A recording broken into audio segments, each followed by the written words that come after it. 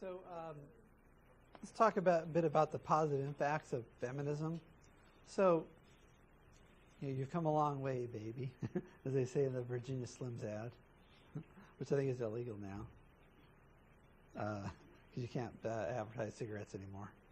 So, but that be that as it may. So, women's abilities to do most things well as a man, is generally recognized by society. There may be a few things that involve like massive upper body strength, like being in infantry or being a fireman, and be able to take a person and sling them over his shoulder and run through a burning building with 50 pounds of equipment. So there's still some sort of physical limits so that a woman can meet those standards, but it's much more difficult for her to do that. But most things, women as high-powered attorneys, women as politicians, even a woman as president, probably in our near future. Hopefully not Hillary. But right in the last presidential primary, right, you had the vice president on the Republican ticket, and the main competitor for the Democratic nomination, both women. And you have more and more women in the state legislatures, in the Congress, and so on. So, and women as major world leaders, even president of Pakistan, an Islamic country. You have India. India is a very traditionalist country with closely prescribed gender roles and mostly Hindu, but also a large Islamic minority. And so you have women as heads of major countries, Angela Merkel in Germany, and so you have women as leaders of major countries, and in most professions, to some degree or other. More freedom from narrowly prescribed gender roles for both men and women, and so you have women can be in the role of CEO. Look at our college here, right? Mary Spilby, a woman. And it used to be the whole executive team. It's, I think, made up of about 10 people. I think maybe 2 of them were men at one time. Now, I think it might be 3 or 4. But the leadership of the college, predominantly female. Sonia Christian, right? And so all these people that in these upper level management positions are here at the college are women. And then men can sort of not feel they have to be the strong, silent type. Men can are taking more and more the role of child rearer, and so you have particularly like college professors that have flexible schedules. I know several of my colleagues, and they take a major part in raising children, taking care of the house, and because their wife might have a 40-hour-a-week 9-to-5 job, and so they're getting home early to pick up the kids from school and so on. Men are doing the laundry and doing the vacuuming and all those household chores that used to mostly be done by women. So you're getting a lot of changes there, and you have men going into professions which used to be dominated by women, like teaching is a good example, like particularly teaching smaller children. And that was one of those things that it used to be mostly men, and then it was sort of mostly women, and now it's going back to sort of a mix. Nurses, lots more male nurse. I had a student last term. He was going to be a flight nurse, and that is, to me, maybe it's because I'm from an older generation. If I were to tell someone I'm going to be a flight nurse, I'd always sort of cringe inside. But you think about that's a high stress, high powered type A personality job where you're basically on a medevac helicopter and you got some guy who's like bleeding to death and you're trying to like keep him alive long enough and he's like got something really serious. So they called in like the air transport. There's something probably really seriously wrong with this guy and he's going to die, and you're there trying to keep him from bleeding to death. and you're in this helicopter that's like, rushing through the air, going really, really fast as you're trying to treat this guy. I mean, it's a high-powered job, but you're called a nurse. And so, but you get, some men get into things like home care, taking care of elderly people. I know my I was living at home for a year, taking care of my elderly grandmother before she passed away. So you see more and more men taking the role of nurturer, of caregiver, teacher, and those things. Often relegated to women, or thought to be jobs that wouldn't be appropriate for a man, but for a woman. And now it used to be, again, older generations, and probably not my generation as much as like my father's generation, where the idea of your sons coming home and doing laundry and doing the dishes and so on, it wasn't sort of a regular thing. But for me, I did that. Why? Because my mom was out there working. My mom was a school teacher. She sold real estate, and so who took care of the house? Well, it was the three boys, right? There's three sons, and we each got divvied up a part of the household chores to take care of it, because mom was out earning the bacon because we were a dual income family. More women in the military as well too, and more and more getting into combat roles. Still haven't got the military draft yet. I'd like to see that come down the pike as the next step in gender equality. I don't think we can say we have gender equality until women have to sign up for selective service, and maybe that would make a change in the selective service system. If women could be drafted, that might be one thing that would keep us out of a lot of wars. If women were drafted, women are allowed to take initiative in dating. Right, so it's not just the Sadie Hawkins date, but you have women actively pursuing and chasing men. Hitting up on those dating sites. And again, I mentioned this. I just talked about this: men taking more of a role in child care. There's still some things that don't really die, though. I'm thinking about examples, and maybe I get some from you. So, you look at the personal ads. I don't know if you ever looked at the personal ads. These things in the back of the newspaper, you get them online now, and you often see a woman wants a man of a certain height. Sometimes they'll say, like for the guy, it's usually height and weight proportional, but he doesn't care how tall the girl is. But women, they seem to like tall men. That seems to be a big thing. And sometimes for the female ads, they'll say, no drug addicts. You have to have a job. What else? So what are the women looking for? The sort of tall, strong, silent type, the hunter. But also they want a guy who's like a good provider. He's got a job. He's not some leech and some guy that's chronically unemployed. And then you look at the guys where they're looking for attractive, right? They're looking for a woman who's attractive, and that's like the main thing. And height and weight proportional. Sometimes it's code for no fat chicks or whatever, right? So you have that, and so for men it's mostly like the appearance. And then if you look at the statistics, women just what they have an ad there, particularly if they have a picture up there, and they're just sort of average to good looking, they just get barraged with responses. Whereas the men, it's just women contacting men much thinner pickings.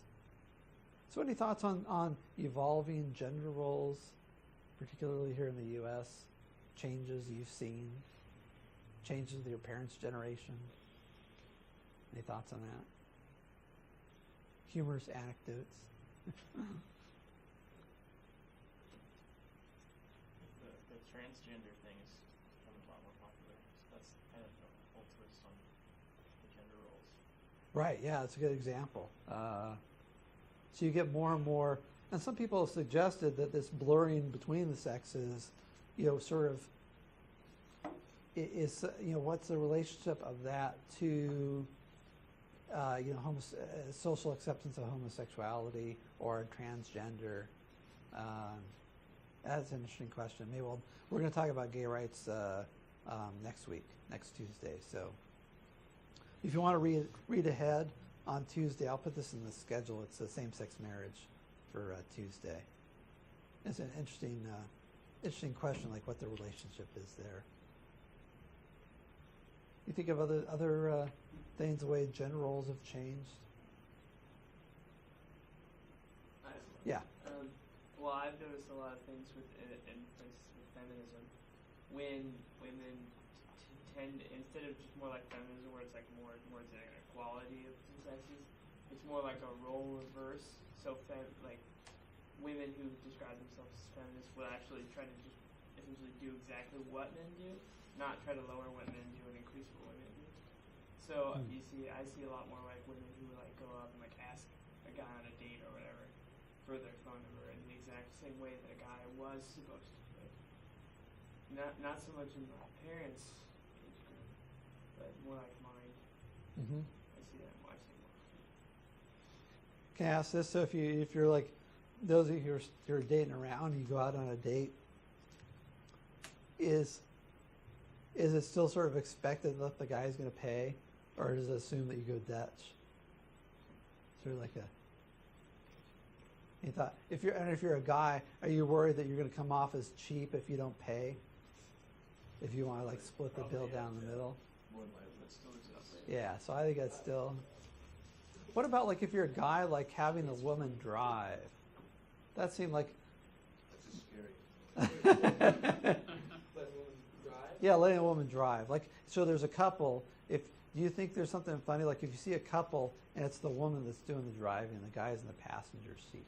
Or if you're like a guy, do you want to be the one in the driver's seat? Or if you're a woman, do you feel funny like picking up a guy in your car? Yeah. I think gender roles decrease as we spend more time with each other. So then it does become okay to split bills or to like switch back and forth or for a woman to drive. But the guy that I'm seeing still won't let me drive. Like won't let me. Yeah. That's funny, huh? Yeah. So, and it might be like that, but you've been together for a while? Mm-hmm. Yeah. And I'm So, not a terrible driver. right. It's just that he's got control issues or something. Yeah. And you know, there's a sort of stigma, like if you're sitting in the driver's seat and you're letting the woman drive, for some people it's still a stigma. I know my first girlfriend, so I was like, what was that? I was 19, and so I guess most people like were driving by then, but all my friends drove, and I was like, I had a 3.9 grade average, and I had a friend that I helped fix up his car, and I just didn't have a need for a driver's license. I rode my bike and took the bus to school, and I didn't want to have to put up with the expense of a car. And so when we go places, I'd help her out with gas and stuff, and I had a lot of money because I wasn't, I didn't have to put it into a car, but for her it was like,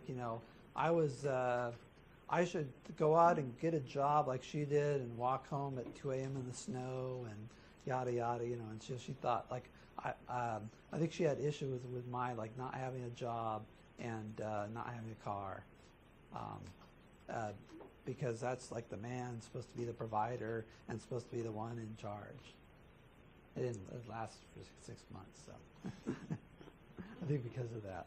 There were other issues involved. But you think about it, it's kind of weird to think about those kind of how things have changed over time, where you get things which didn't used to be socially acceptable now are just seen as commonplace, but there's still this vestige of this sexism dynamic that I don't know will ever die out. I think there's anything else here to. Maybe like yeah. cooking. Like Oh, yeah, making huh? meals. I feel like a lot of men cook a lot, and so do women. Mm-hmm. Yeah, that's a good example. Like, I think men probably cook more often than they used to. Part of it's you get convenience food, so you can sort of cook things in the microwave and kind of mix them together. So maybe that's it. And I guess there's this proliferation of cooking shows. It's funny that I know like three guys I know, they actually like watching cooking shows, and in previous generations that would be they think you're a little light and loafers or something like that if you're watching a cooking show and you like to cook too much.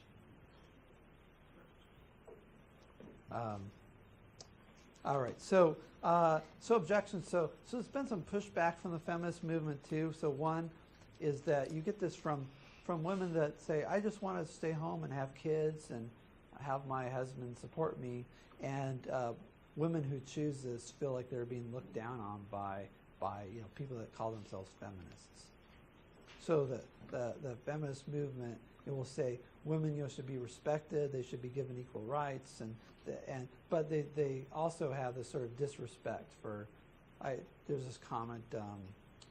I can't remember. Some Democratic strategist said that they're wondering whether Mitt Romney's wife could relate to real people because she'd never had a job, whereas she had has multiple sclerosis or cerebral palsy, some neurological disease, and MS, something. She raised I don't know how many kids. They're Mormons, so she had a whole bunch of kids, and they're wealthy, so I guess they've got some people to help out around the house. But still, this idea that a woman can't relate to American women because she's not not a career woman. There's still a lot of stigma attached to that, and so strangely enough, whereas there used to be stigma attached to a woman in the workforce, now there's stigma attached to a woman who doesn't have a job. And so that might be seen as actually a step back. Also, feminism, I would consider myself to be a feminist. What does that mean to me? It means that women and men should be treated equally under the law, and that you ought not discriminate against women, in the workplace or and particularly when you're dealing with the government, that you ought to have full equality under the law. Now, there's a lot of other stuff about this, though, that you get feminists. There's a sort of left-wing strain that says, we should outlaw strip clubs. Why? Because women are being exploited in strip clubs. And I'm thinking to myself, well, if a woman would rather work in a strip club than wait tables, isn't that her choice? Aren't you treating her like a child that can't make her own decisions, or the person that's easily led and exploited? So you get this kind of puritanical strain. You also get this idea that dependence on government, that the feminist movement is associated with this idea that government ought to be running people's lives. And if I think about that, when I think about a strong, independent woman, being dependent on the government doesn't seem to be a part of that to me. I think a strong, independent woman is one that doesn't need the government to hold her hand or to punish her boss if he makes a sexual advance or something like that, or doesn't need to pay for her birth control, for example, or force her educational institution to pay for her birth control with the Sarah Flick case. So there's this woman testified in front of Congress and said, I can't get that my Catholic university will not provide me birth control. Something needs to be done about that. Please, mommy government, tell my Catholic university that they're bad for not giving me birth control, which is against the Catholic religion, and force them to provide this to me. To me, that doesn't seem like anything that has anything to do with women's rights. That has to do with a greedy person that wants to help themselves to somebody else's money, using the government to do it. And so when I say I'm a feminist, I say, yeah, but I'm not one of those feminists. And even so, I suppose you think about a man saying he's a feminist. That still, to a lot of people, that seems sort of weird. And I think still, people have sort of these backward views and sexist views, even women. So a colleague here at the college who shall remain nameless, I would say she's sort of an individualist, and she believes in self-determination, limited government. She tried to describe herself as conservative, and she said, I don't know if I'm ready for a woman's president. I said, what? And I was really surprised. She's like, I just don't know if I'd be comfortable with a woman president. I don't know if she'd be a strong enough leader. And I was really taken aback that someone in this day and age would have that attitude. That because I think of plenty of great women leaders. Margaret Thatcher was a great head of state who happened to be a woman. And even Ayn Rand, who was like one of the most type A personalities you can think of, very aggressive, very forceful, and she didn't think a woman could be president. She thought that was a bad idea. What do you think about Hillary Clinton? What's that? What do you think about Hillary Clinton?